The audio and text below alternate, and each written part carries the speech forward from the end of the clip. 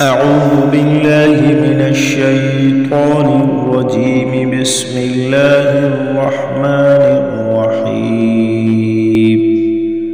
والشمس وضحاها والقمر إذا تلاها والنهار إذا جلاها والليل إذا يغشاها والسماء وما بناها والأرض وما طحاها ونفس وما سواها فألهمها فجورها وتقواها قد أفلح من زكاها وقد خاب من دساها.